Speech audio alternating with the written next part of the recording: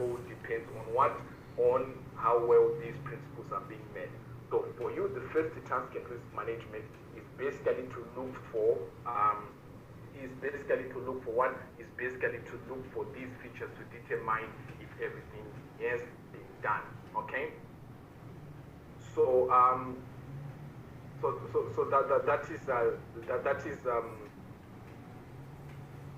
that is basically what you need to do. So again, another thing here is like, so when it comes to best available information, we have got accurate, reliable, sufficient, and suitable information on the context and defense. It means that the information that you are using in the risk management, okay, when you identify the risk, when you when you're identifying the risk, or when you are treating your risk, etc., like that, you basically you should have accurate and reliable, sufficient information. And what does that mean? As a risk manager, how do you know if the organization is using best available information? That means check and verify if the quality, accuracy, and reliability of information is evaluated. Okay, you have to look for evidence if the context elements are discussed and identified in terms of decision making.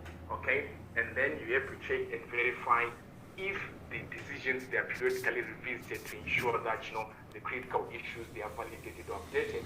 This is what you need to see. This is what you should have, okay, in order for you to understand if the principle is being met. Because remember, this principle is literally anything, whether you achieve your objectives or you fail to achieve those objectives, it can be tied back to the best available information to that particular principle. So that is what you have to do.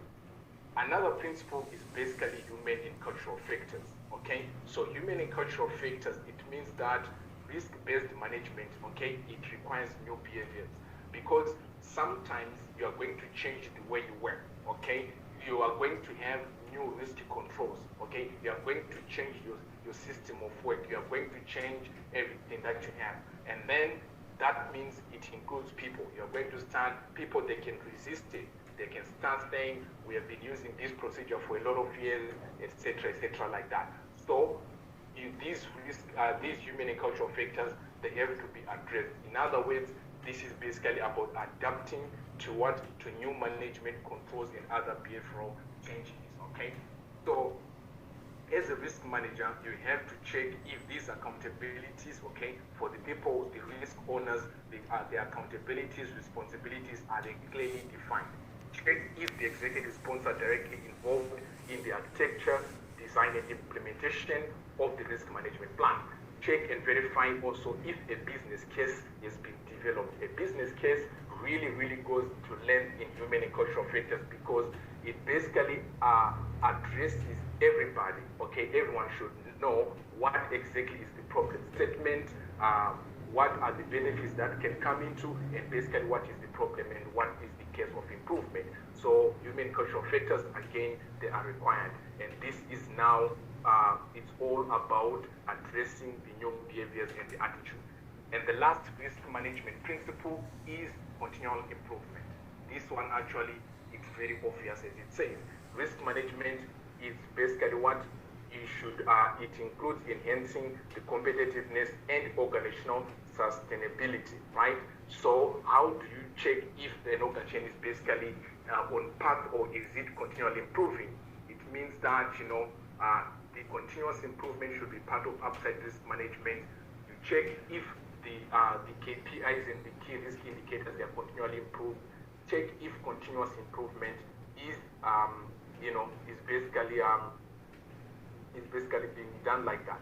So that is what you have to see like that, okay, in risk management. So these 8 principles, their main purpose, I want you to understand that it basically serves as the